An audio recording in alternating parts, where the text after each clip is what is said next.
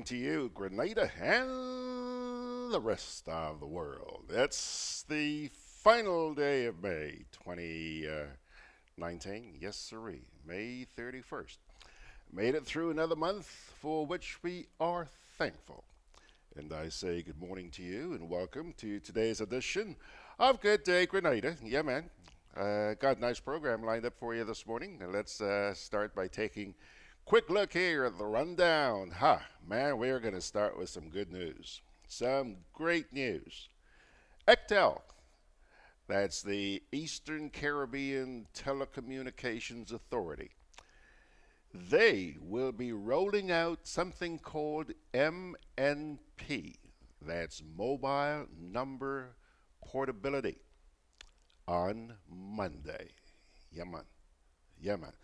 I'm going to explain to you what that means in just a wee bit, but suffice to say, I know it's going to make a lot of you happy out there. Those of you, especially those of you who switch your cell phone providers from, one provider to another. Yeah, great news coming your way there this morning. And then I'm going to play. It's Friday, right? So we're going to take things easy this morning. I'm going to play you a very short video by a gentleman who, I guess in recent times, he's become a household name, Steve Harvey. He is the host of a very popular talk show on television, The Steve Harvey Show. And he's done a motivational piece, which I hope will give you some hope and lift you up a little bit. Then we do have the National Report. And that will be followed, my dear friends, by Mr. Pitt. Brian has never come in here to sit on one of these programs live. He's been on Grenada Broadcast umpteen times, but he's never done any of these programs live, and he's not going to be doing, when I say live, in person, in-house, but he's not going to be doing that this morning either. So we do expect that he will be joining us by Zoom, our favorite little software, our little app. Now, let's get started. I'm gonna, you guys on Facebook, you're gonna have to wait just a wee bit. More benefits are coming to mobile telephone customers in the Commonwealths of Dominica, Grenada, St. Kitts and Nevis, St. Lucia, and St. Vincent and the Grenadines. The Eastern Caribbean Telecommunications Authority, better known as ECTEL, has announced that starting on Monday, June 3rd, 2019, Mobile Number Portability, or MNP, will be launched in all 5 ECTEL member states. Ain't that good news? Mobile number portability, enables consumers like you and me to keep our current mobile telephone numbers when switching from one mobile telephone operator to another. The service removes the inconvenience of phone users having to inform their contacts, their family, and their friends of a new number after changing their mobile service provider.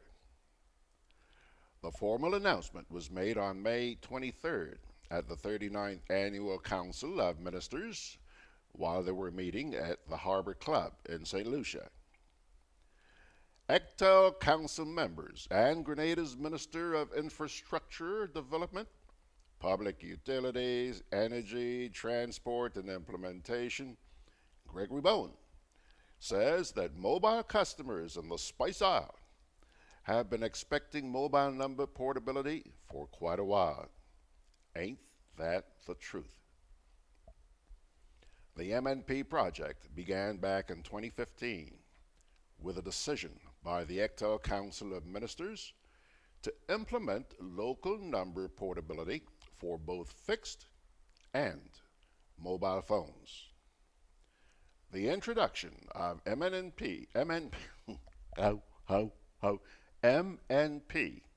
means that consumers can now switch their attention to other telecommunications issues, such as the quality of service offerings, and price. Mr. Bowen said that MNP will be beneficial to customers and will open up opportunities for the providers as well. Mobile number portability will be available to postpaid and prepaid mobile consumers of all service providers within ECTEL, as long as the customer's number has not been barred, restricted, suspended, or handsets reported stolen or lost to the current provider. There will be no charges for number porting.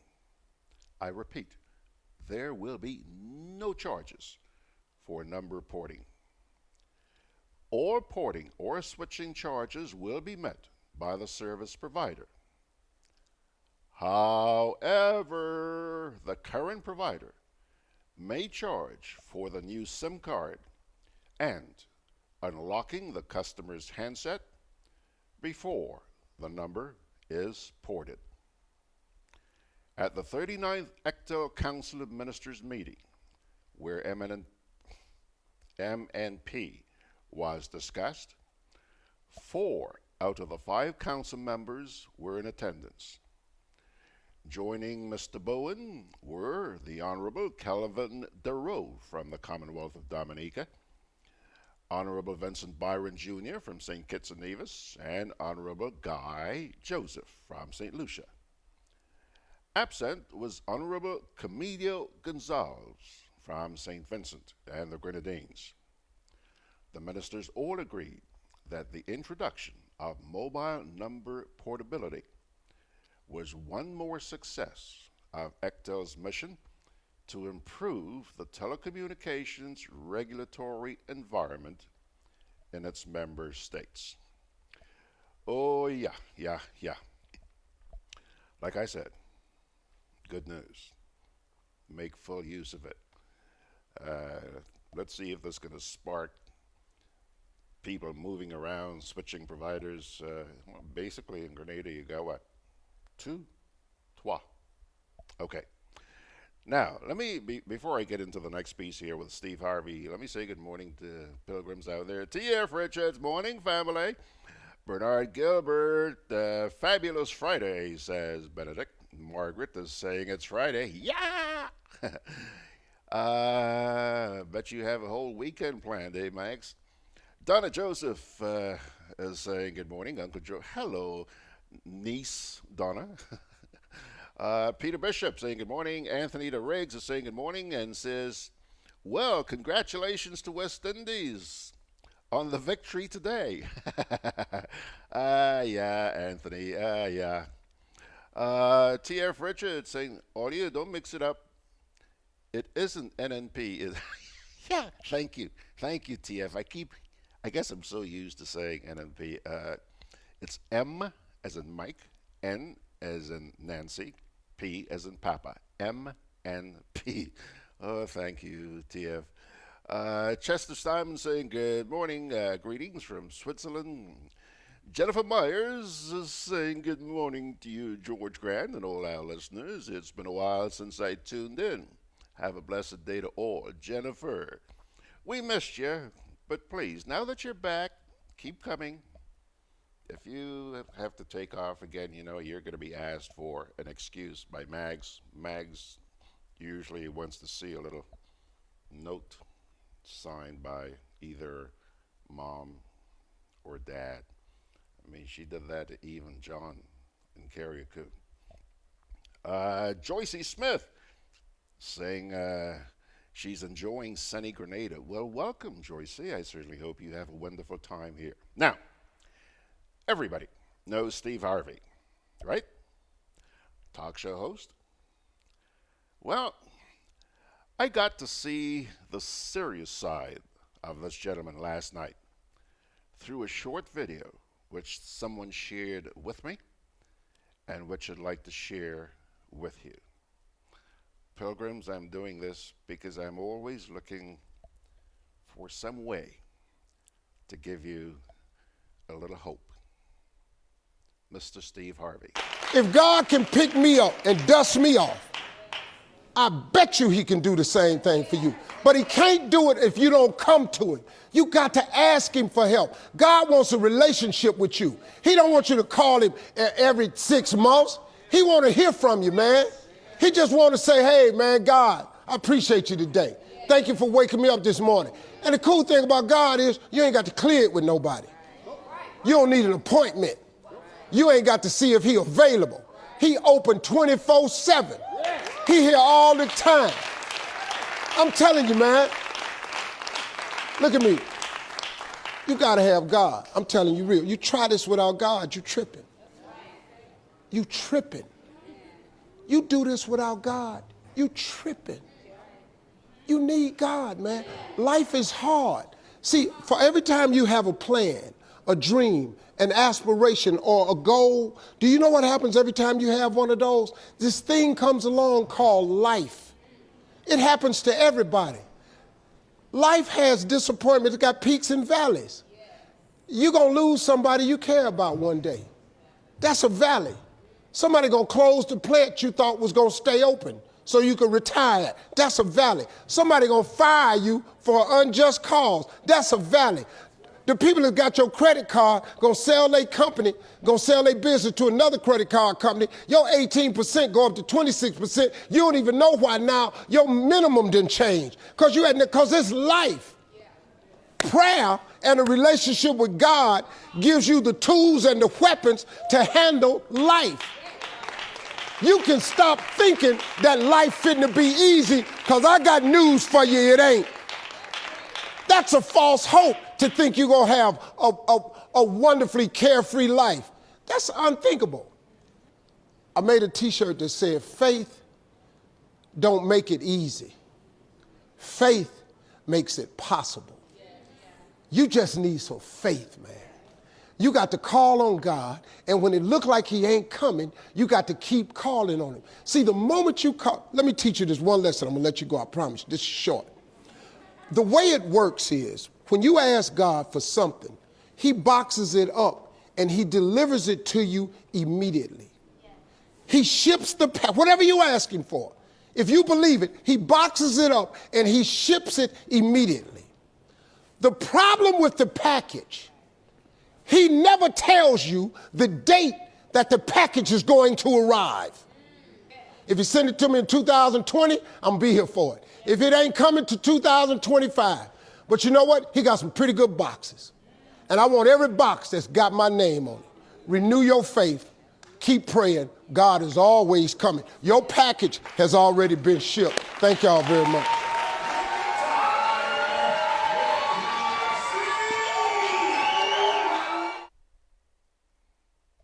I've never heard it quite put that way before, but he said something significant there. God never tells you the date on which your package will be delivered. Mr. Steve Harvey, thank you very much. Hello, Mr. John Crow Alexander. He says he's here. He's joining us this morning. I don't know whether or not we got two Johns here this morning. I don't remember whether John and Kariuku told you folks that he is about to take off. He's going to be on the road for about 2-3 weeks, I think. John, by the way, he's supposed to be leaving on his journey this morning, and he just checked in here, says he's busy packing, but listening. Lots of clean underwear, John, remember that, okay? Yeah. So, bon voyage, my friend. You have a wonderful time. And listen, hey, while you're on the road, keep in touch with us like Sharon does, huh? Okay. Hey, by the way, are you off to see World Cup cricket? Huh? Is that part of the plan? Never mind, I'm not going to ask you business. Joycey Smith says, amen and amen. Yeah, Joycey, powerful message there from Mr. Steve Harvey. Okay, pilgrims, It's 15. Fitzroy Adams is sneaking in now. Margaret, excuse him. He's kind of late, but he's here. Excuse him. Yeah, quick break, and we'll come back with the national report.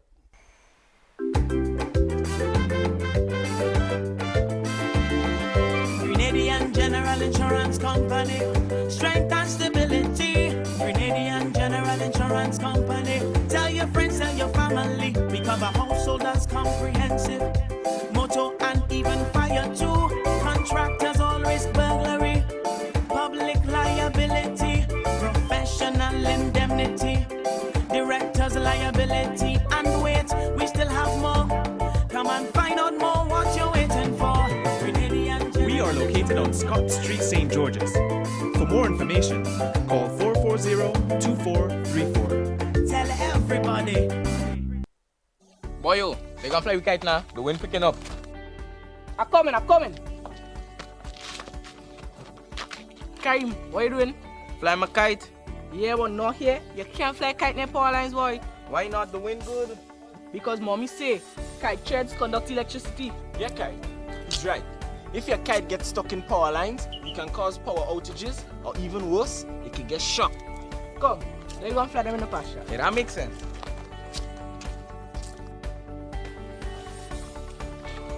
Kite threads conduct electricity. Do not fly kites near overhead power lines. This can lead to electric shocks and power outages. If your kite gets stuck in power lines, do not try to retrieve it. Release it and call GRENADA. Always fly kites in open areas. Keep your kites far away from roads. And remember, always clean up after yourself. GRENADA, energizing our Grenada. I'm always on the move. Training, traveling, competing. So it's good to know I have Quad Bank in the palm of my hand. Introducing e-banking, one of many customer convenience services from Grenada Cooperative Bank, and there's more to come. It's swift, simple, and secure. Welcome home. A moment ago, you heard me asking Margaret to excuse Fitzroy because he was a little bit late getting in here. She says, since today is Friday, everyone gets a pass. No lines for being late. Oh, you're so sweet, Marks. Thanks a lot. Fitzroy Adams says the West Indies won by 7 wickets. What a great start.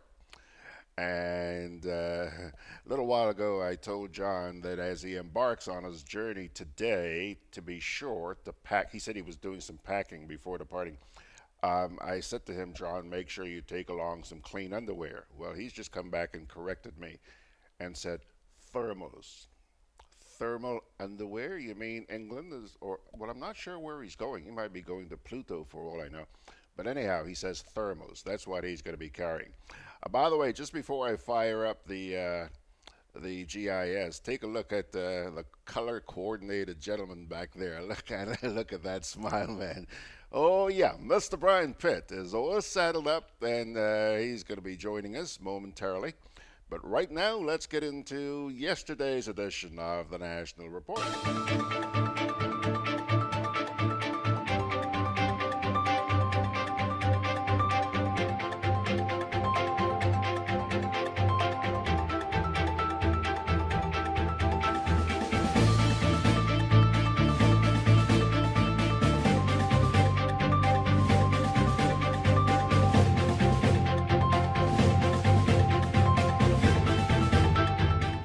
GCNA targeting areas that will lead to improved crop production. Details to this story and more in the National Report.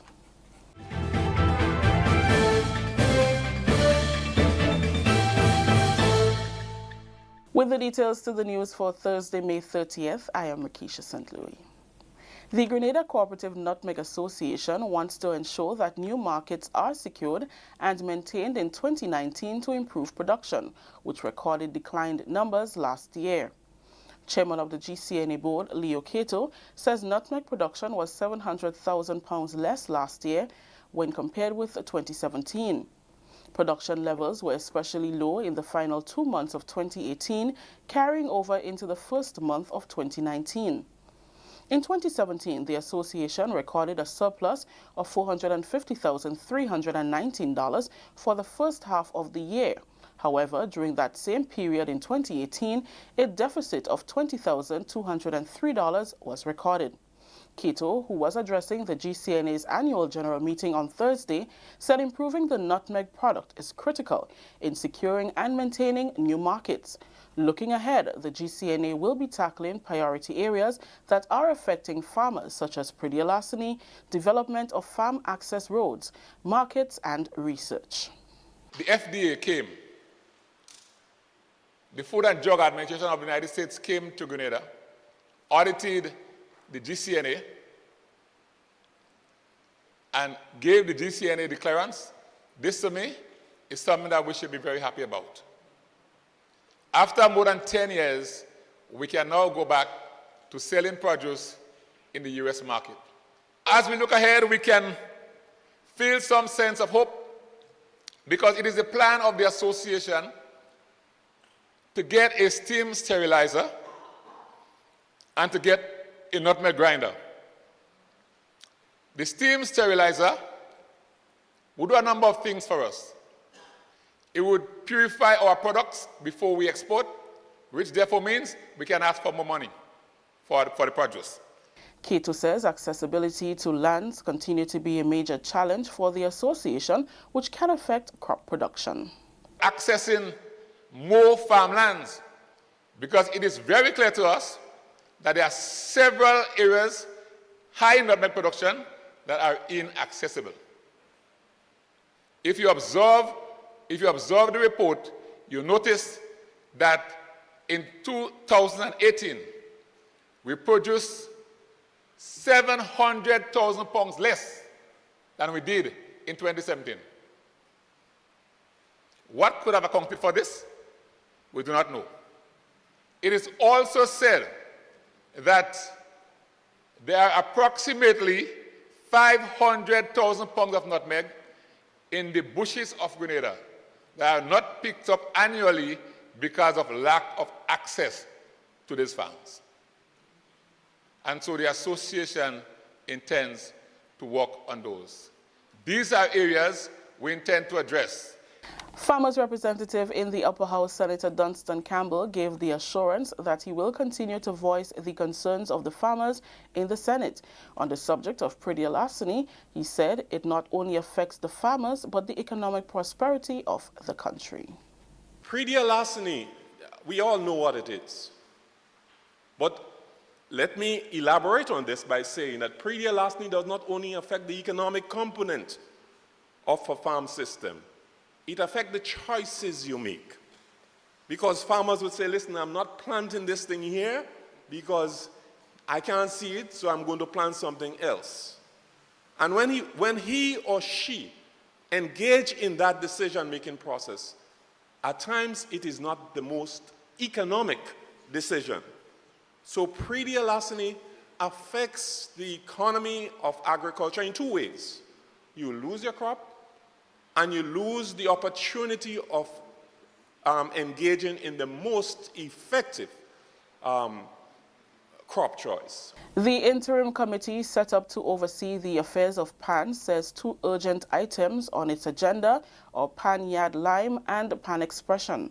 The interim committee, chaired by Victor Ashby, former principal of the Grenada Boys Secondary School, spoke with the media this week about its plan for the upcoming season.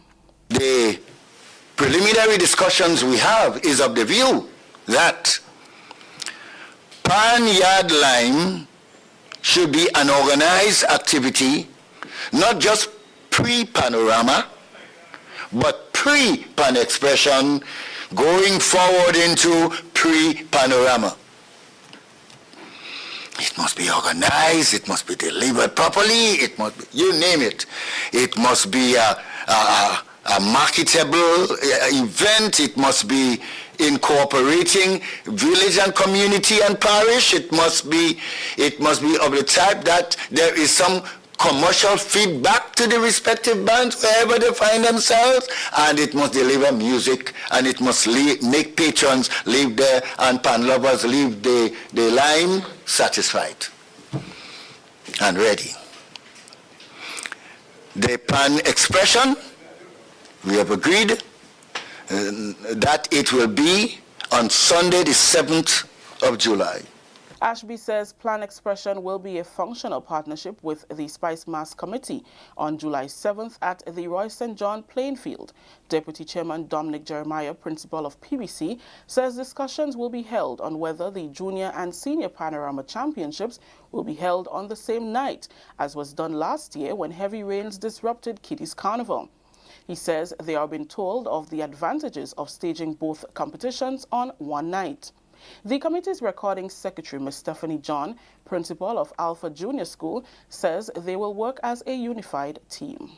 PAN and its growth and development has a significant position in the culture of our country. We take what we have called to do seriously. We understand that we can't do this on our own, so we want to co-op and collaborate with all of you, all of the communities out there, to let them know that PAN is well and PAN is alive, PAN is thriving, and everyone just needs to get on board. So we look forward to your full support in this initiative. The other members of the interim committee are Lou Smith, Public Relations Officer, Larry Barry, and Andy Chichester, committee members. This is the National Report. We'll have more news after the break. The excitement builds for the Grenada Music Festival 2019. 3 nights of pulsating live music and great food. The festival kicks off on Friday, June 7th with Rhythm and Soul, featuring Freddie Jackson, Carrie Hilson, Eddie Bullen, Jefferson Ramirez and the Solid Band, and more. Saturday is Reggae Fest with performances by Busy Signal, Maxi Priest, Kamani Marley, and a special surprise guest. The festival climaxes on Sunday, June 9th with Soca Fusion featuring the All-Stars with Blacks and Teddyson John, Patrice Roberts, Was Ways, and many more. General admission Friday and Saturday $80. Sunday you pay only $60. Limited early bird, season pass, and VIP tickets now available at GoToFet.com. It's the most talked about event of the year, GMF 2019. June 7th to 9th. Get your tickets today. Welcome back. Grenada's first international para-athlete, Aishana Charles, has brought home gold following the recent para-athletic games held in Arizona, USA. Charles is the first Grenadian to ever win a medal in a para-athletic event, capturing gold in the women's F46 javelin with a personal best of 30.33 meters in the Desert Challenge Games held from May 22nd to the 26th. On her return to Grenada, she spoke with the media about her experience during training to achieving success. Training is kind of difficult because you have certain things that I can do, you have certain equipment we don't have, so I guess going forward we'll have the necessary equipment so training can improve. I'm competing against persons with the same disability. It's not able-bodied, so the competition is great. Proud of her performance, Aishana says despite being shy at first, she's already looking forward to representing Grenada at future games. When I entered the competition, I was kind of scared since it's my first games, but after I threw my personal best, it was all glory from there. Seeing what other meets there are, I can get into and qualify for the Tokyo 2020 Paralympics. Minister with responsibility for sports, Senator Norland Cox, congratulated the young athletes and the para-athletic committee during Tuesday's post-cabinet briefing. I want to first start out by expressing official congratulations on behalf of the Ministry of Sports in particular to Ms. Aishana Charles, who we know is our first official para-athlete, Grenada's first para-athlete. She was recently registered and categorized. I had an opportunity to meet with the Paralympic Committee here in Grenada, and I also want to extend congratulations to them. They are very excited. They are quite motivated and wanted to add more athletes to their cast. Just recently, they're also looking at other opportunities for persons who are hearing impaired as well. So we want to congratulate them and congratulate Aishana. That story just brought the curtains down on the national report for today, Thursday, May 30th. Let's recap the top story. GCNA targeting areas that will lead to improved crop production. On behalf of everyone here at the Government Information Service who made this newscast possible, I am Rakisha St. Louis saying thank you for joining us. Until next time.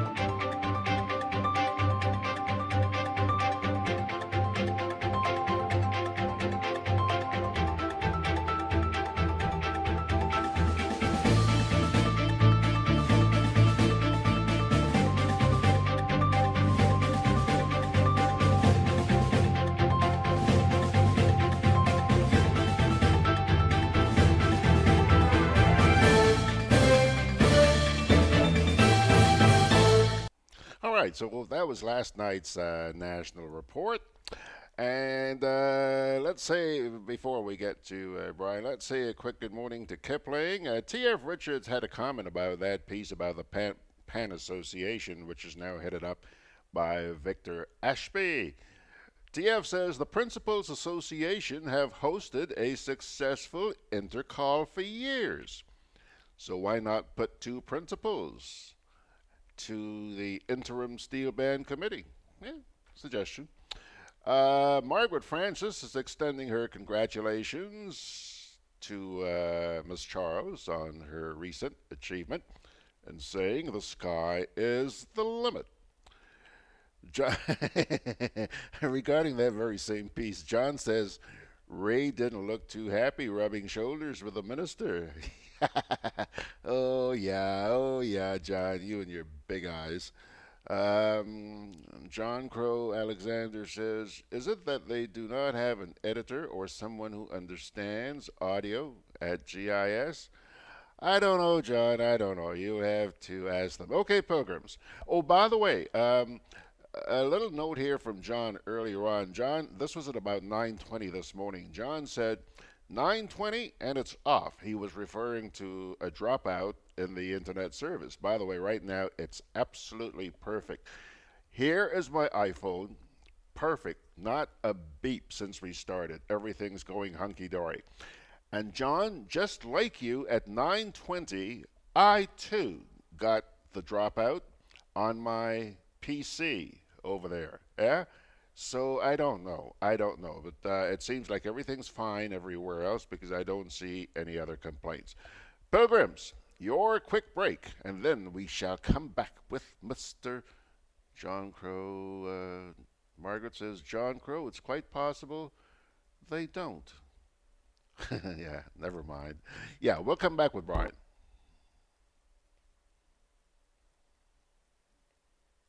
My name is Jennifer James, and I've been making confectionaries for the past 7 years. Growing up as a little girl, I always wanted to make these little things. Forge, sugar cake, tamarind ball, these little things. I read something actually, and it said that tamarind itself is very good because it eliminates fat from the liver. You get the mature tamarind and you crack it, you shell it out. I would add a little baking soda, some spices. I would leave it to rest probably for about 2 hours and then add my sugar and just start kneading. I usually knead it hard enough so that I can roll it. When I finish roll it, I will paste it with the actual white or brown sugar and you have a nice tamarind ball. I have been providing food fair with tamarind ball about 6 years now. I started producing tamarind ball to sell for the school children. I thought I could advance somewhere. So I went to food fair, and I asked one of the salespersons there if they would be interested in selling my tamarind balls. And she told me yes. She told me to bring 20 packets to start with. It was really a joy for me because I wanted to extend on my little business. My name is Jennifer James, and I work with the food fair to provide you with tamarind balls.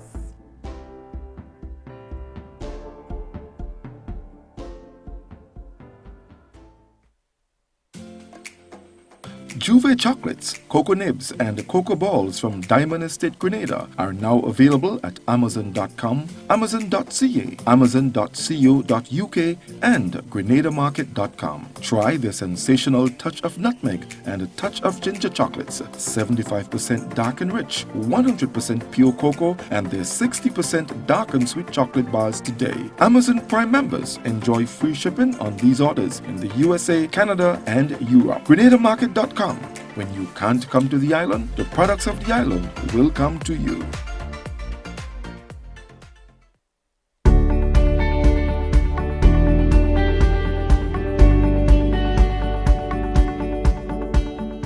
A natural disaster can change your life in minutes. Preparation is the best protection for your family and business. Prepare now. Create a disaster plan and make sure everyone knows what to do. Store water, non-perishable food, and medication. Remember basic emergency supplies such as batteries and flashlights. Trim overhanging trees. If trees near power lines are unsafe to trim, call GRENADA at 237 for assistance or advice. Install surge protectors to safeguard your electrical devices against outages and intermittent surges. For more information, visit grenlec.com. Grenlec, energizing our Grenada.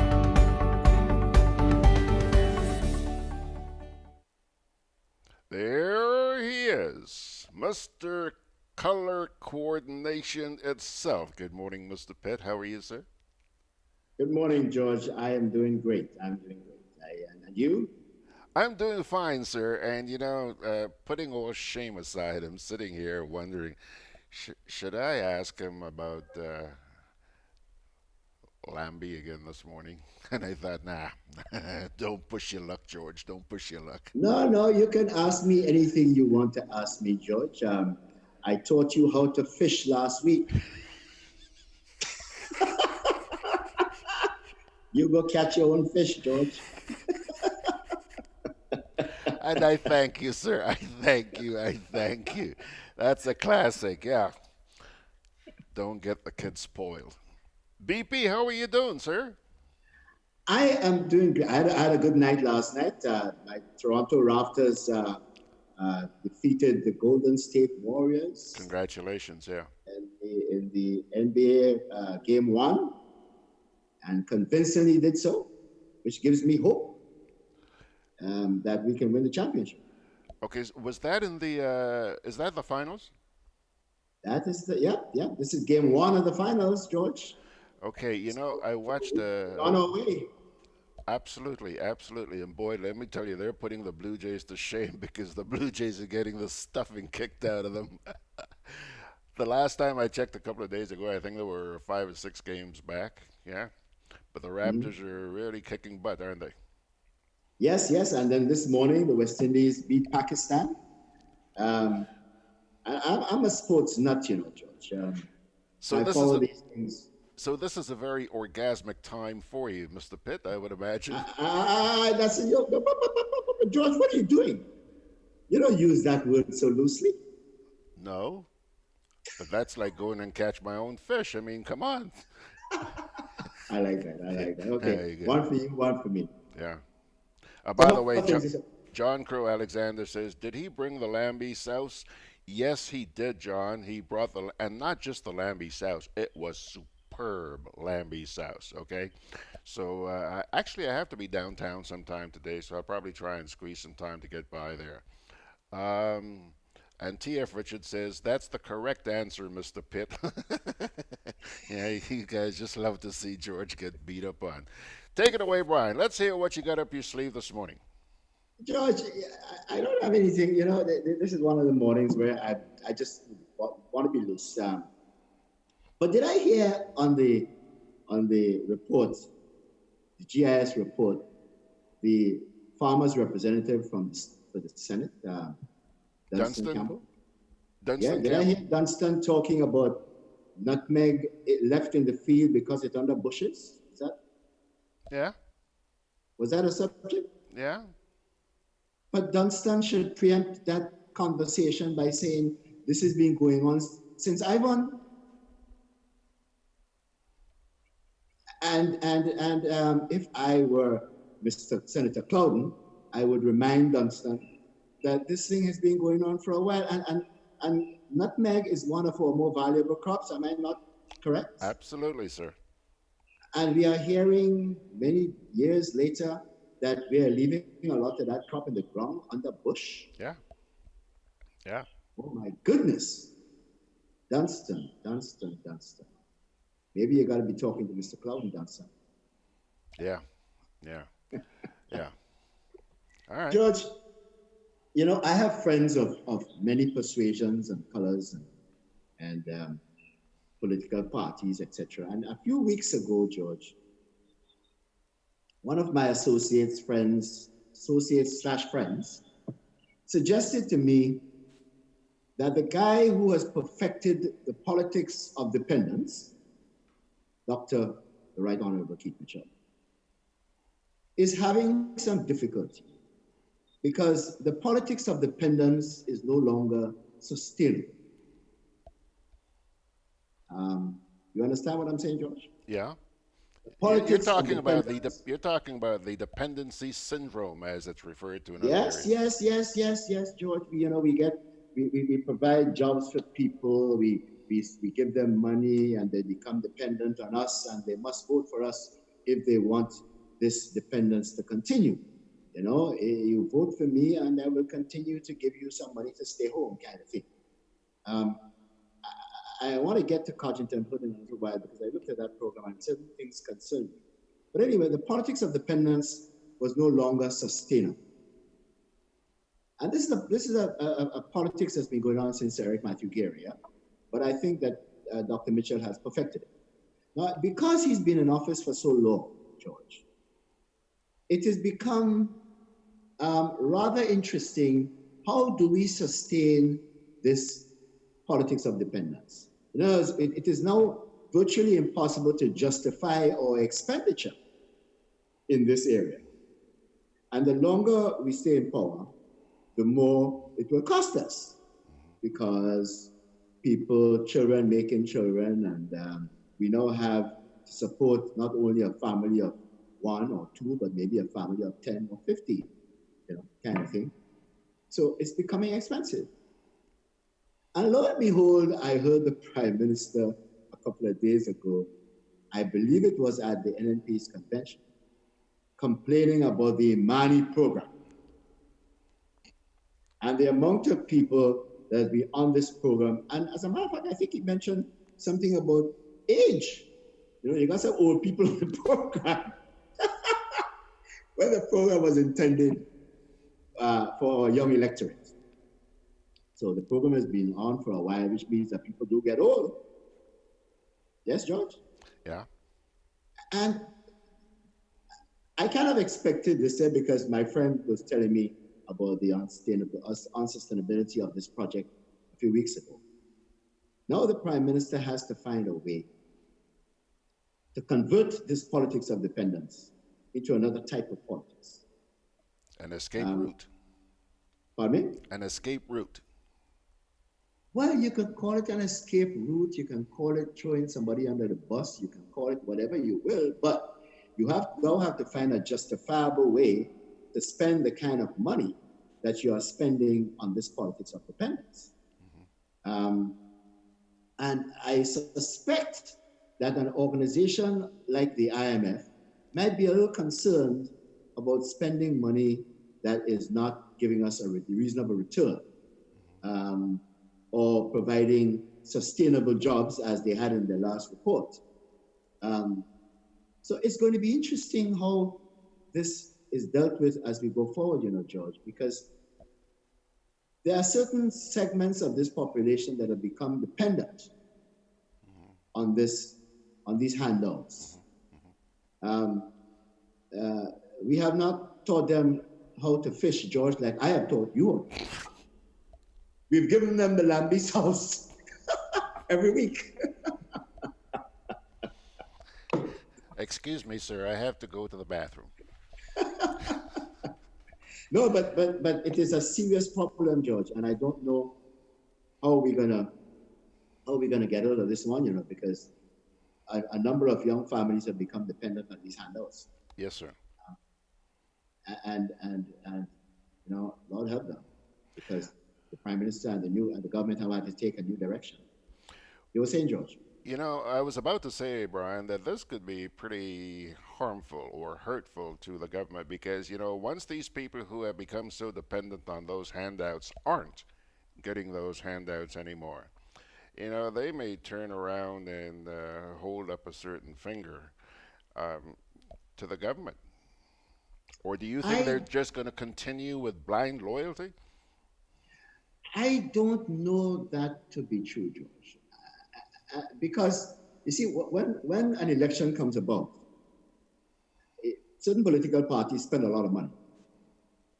And I heard Mr. Hood refer to that in his conversation with you earlier on Sunday, when he talked about campaign financing. Am I correct, George? Yes, sir. Yes, sir. And I was concerned that he even mentioned that, because here's a member of cabinet, a past member of cabinet, who read the reports that I have been reading, the reports by the OS and the reports by CARICOM, that in fact campaign financing should be a concern of all these islands. Yes, sir. Yes, sir. And where these political parties are getting the monies from should be of interest, I think, to those people who monitor elections and monitor the economy. So, given that we have short memories, it might very well be that just before the next election, we kind of, spread some money around. That may not continue after we win, but we will spread the money around.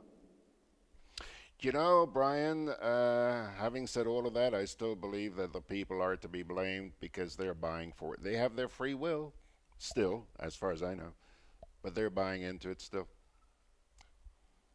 Yeah, I remember Francis Alexis in a campaign for St. Paul's when Robert Grant, deceased Robert Grant, was killing some fatted calves and feeding the people in St. Paul's.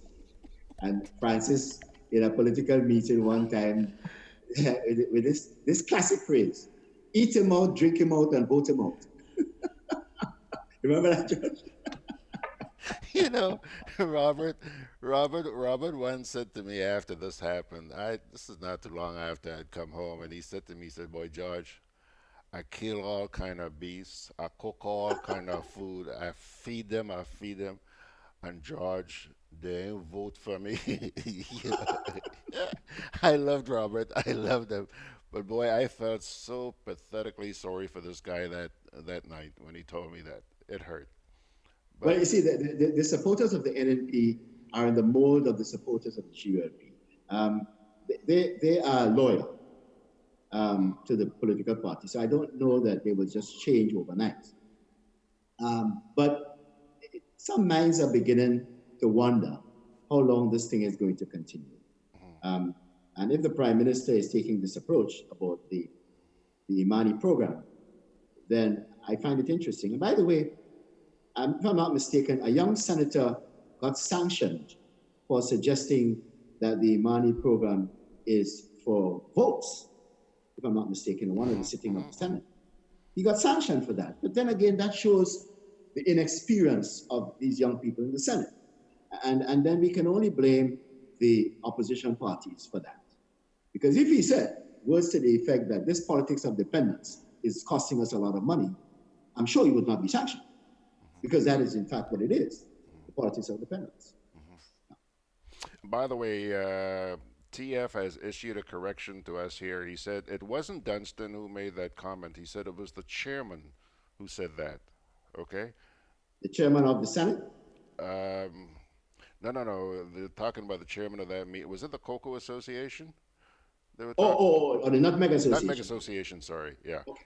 Okay. And But even though he was the chairman, then he should know that this is a matter that's been in the air since I was. Yeah. And by the way, I see that both you and Margaret are ganging up on me here. Margaret says LMAO. I'm sure you know what that means. I'm not going to say it here. She says, good one, Brian. Tech that GG. So Brian loves it. Margaret loved it when you slapped me there for 6. All right, Brian. So what else? George, I listened very carefully to your interview with Kaji. With Kaji. And a couple of interesting points jumped out at me. This campaign financing issue was one of them, that he would raise it. Tells me that Cabinet got the reports and read them. And my question to Kaji at some point in a public forum would be, and what did you do about it? Because where money comes from is important in a political campaign. And he also suggested that monies can skew the vote, which means that the party who spends the most money can probably win the polls. But Kaji also suggested that if we want to change government, then we should do it in the polls. And that in fact, we should find a way of communicating to the people what they have done wrong. And that got me thinking, because I think he even suggested at some point that he kind of liked the way PRG went about this in the 4.5 years that they were in power. I would remind him that they were the only government at the time, and they were a one-party state, and there was no opposition, etc., etc., etc. So any program, they could have put anything together, and the people had to follow.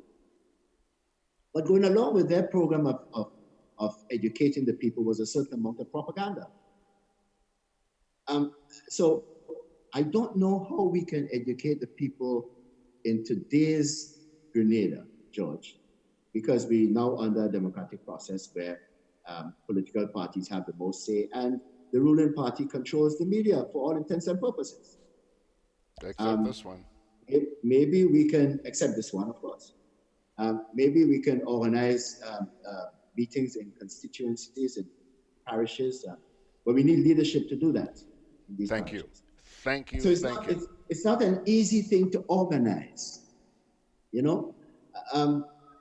But then I wondered, okay, how about moving people from public office if they break the law? Yes, George? Yes, absolutely. There's been a lot of conversation about corruption and all this kinds of stuff. There are a lot of people holding briefs for politicians in Grenada. Yes.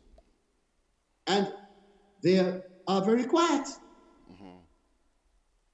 So that silence, George, tells me that they're complacent. Complacency. In this whole idea of how we can remove people from public office if they are not following the law or spreading bad propaganda messages. And by the way, I understand that Boris Johnson in the United Kingdom is now being taken to court for lying in the Brexit conversation before that referendum. Yes, George? So I am the only way we can remove people is by voting them out. So every politician and or leader is above the law. I think that's where the alley Trump is trying to go down in the United States right now. It would be interesting to see how that is resolved. So I don't know if I understand Mr. Hood, if that was what he intended to communicate. If that was what he intended to communicate, I am confused. Just let me jump in here for a second. First of all, that conversation with Mr. Hood, we pursued that to some extent last night on MECWE Chat. And, Bev was making the point, like you just said, it's not going to be an easy process. Good idea, but not an easy process, and one which she believes should be pursued. And she suggested that she was we need to get together some good constitutional people and get some good sound advice. Sit and discuss this in detail as to the way forward. Agreed? Yes. Leadership in this regard is going to be a little difficult. And I'll tell you why, George. That's my concern. I tell you why, George.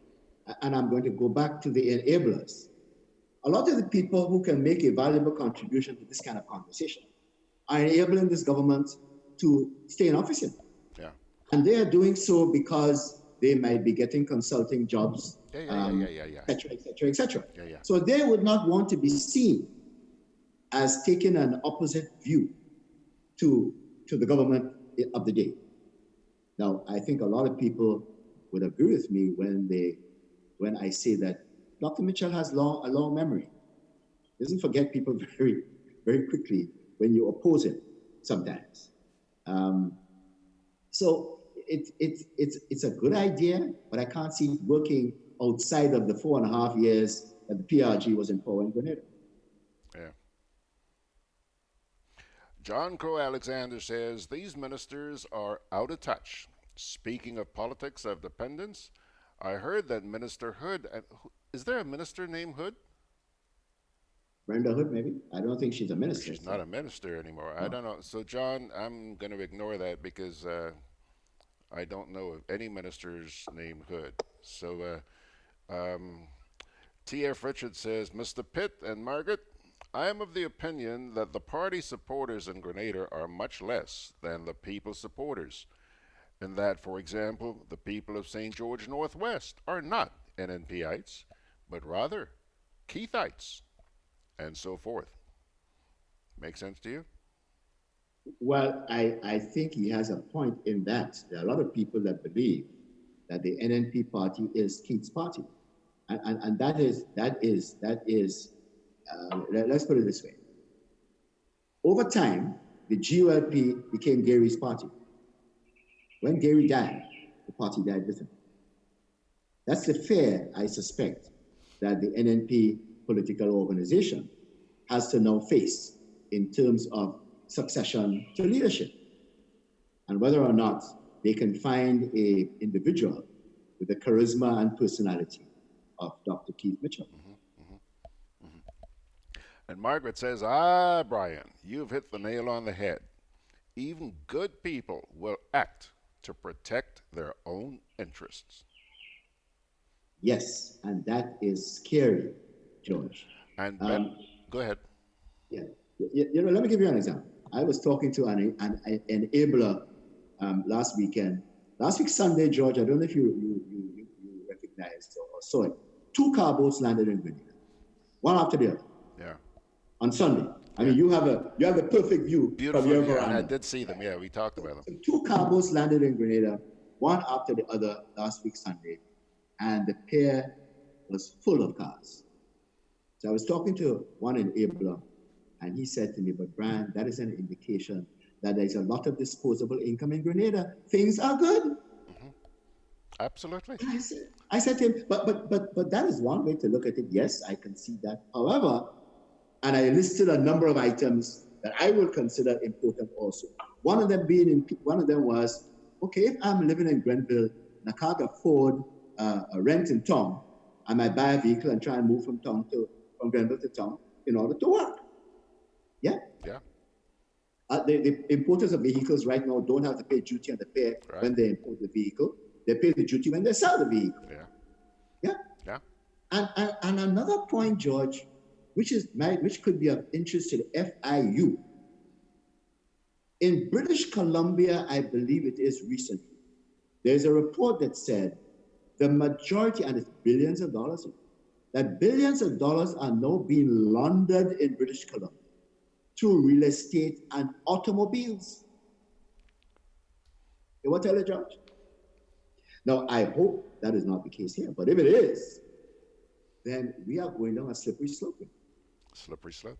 So whereas this individual said to me, hey, the economy is doing well, man. People must have disposable income. Look at how many cars people are buying. Look how many cars on the road.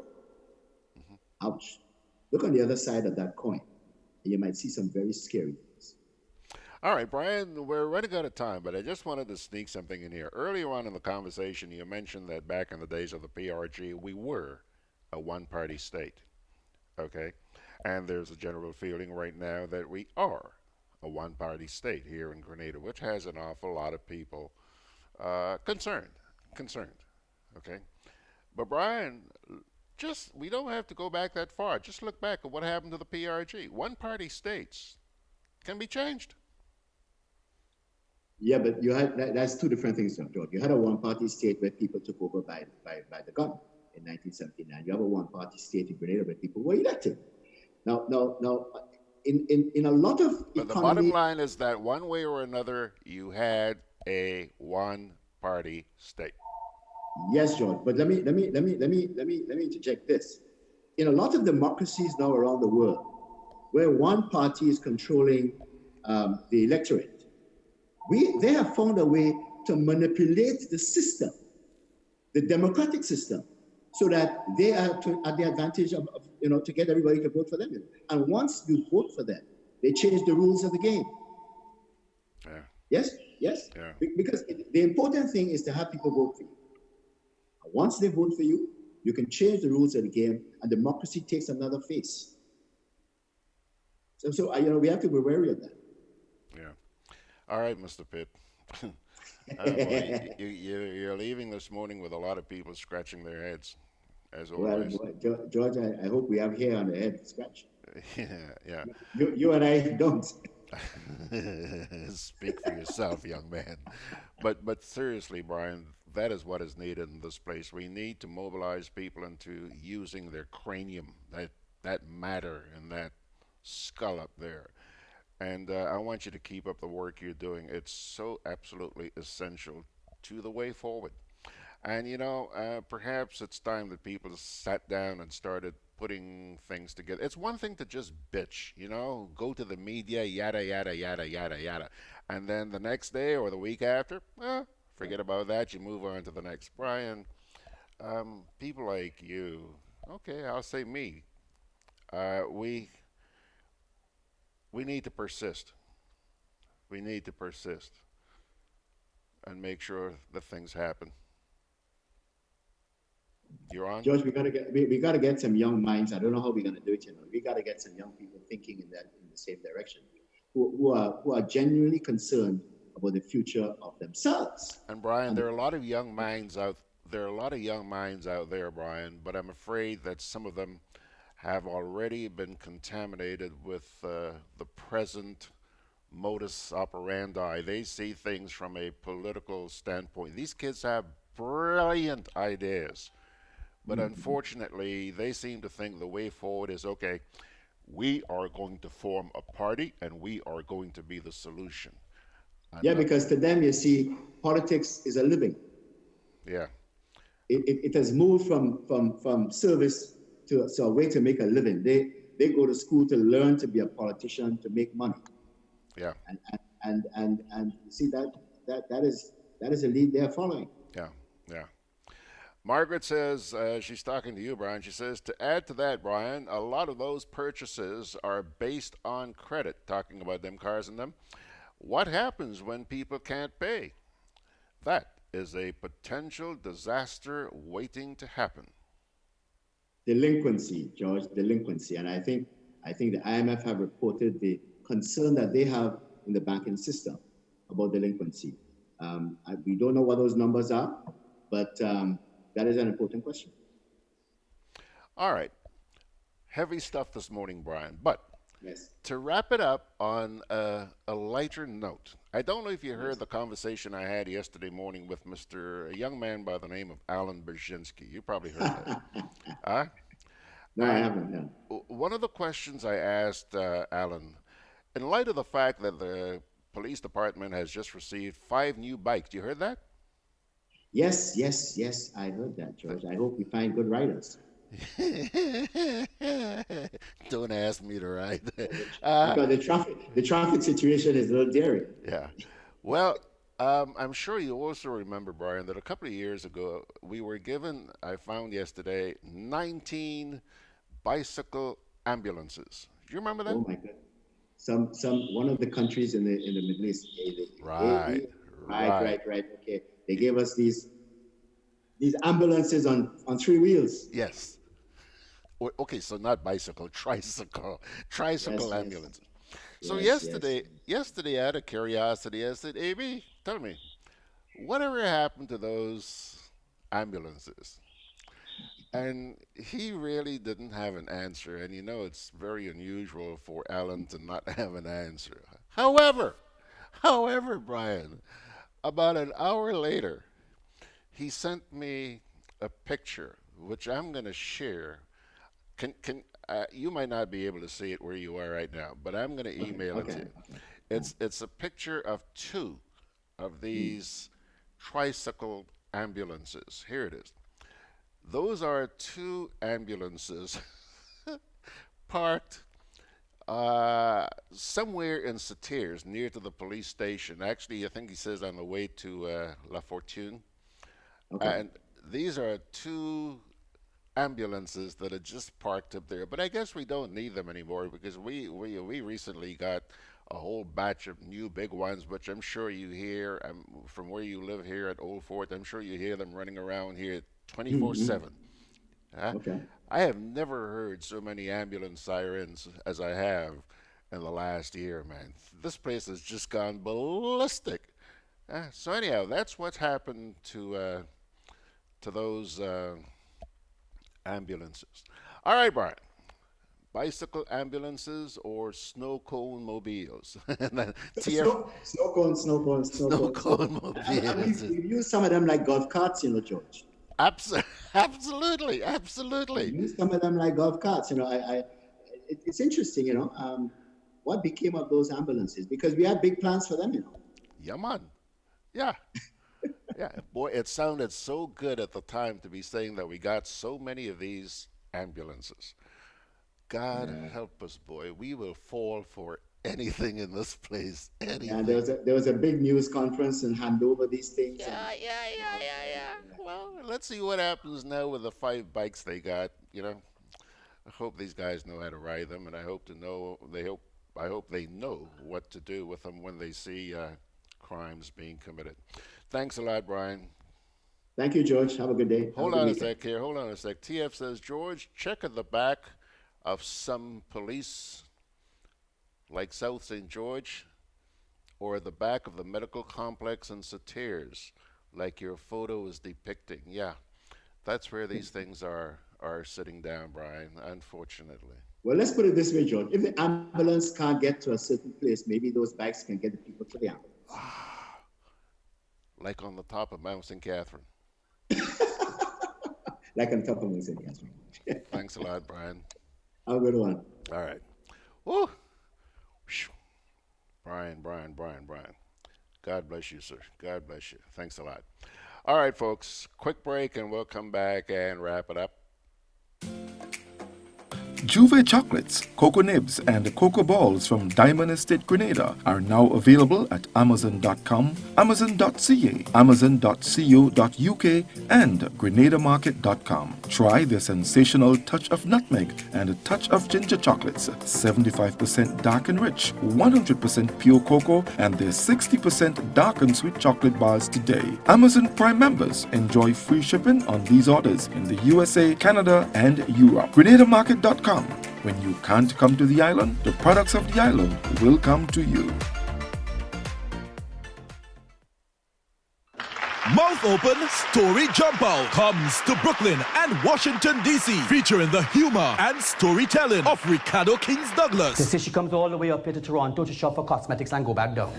Roll back the years in Brooklyn with Lord Nelson. Also in the Brooklyn concert, Quick USA. And in Washington, Diane and Friends and Julian Moore. Washington, D.C., Saturday, June 8th. And Father's Day, Sunday, June 16th. In Brooklyn at the Tropical Reflection Ballroom on 4501 Glenwood Road from 6 p.m. It's the perfect Father's Day treat. Tickets, $30 in advance. Available at Eventbrite and popular outlets. Or call 347-350-4285 in Brooklyn and 240-460-0442 in Washington, D.C., Maryland. Brooklyn. Special guest, the Mighty Sparrow, will be joined by cultural ambassadors and preservationists to be recognized with New York State proclamations. They include Lord Nelson, Derek Vento, Heron Rockin' J. Douglas, Gentle Benjamin, Lambert, and the Matadors, and the Quake USA Cultural Organization. Additionally, 2 lucky patrons will get to stay free at the award-winning Blue Horizons Garden Resort in Grenada for 3 nights, including breakfast and a dinner at La Belle Creole Restaurant, sponsored by Tropical Reflection Ballroom, Blue Horizon Gardens Resort, The Petty Firm, Caribbean Times Newspaper, Dr. Derek Lezama, Century 21 Achievers Realty, Attorney Glenroy George, The Otley Law Firm, and Funk Media NYC. Washington, D.C., Saturday, June 8th, and Brooklyn, Father's Day. Mouth open, story jump out.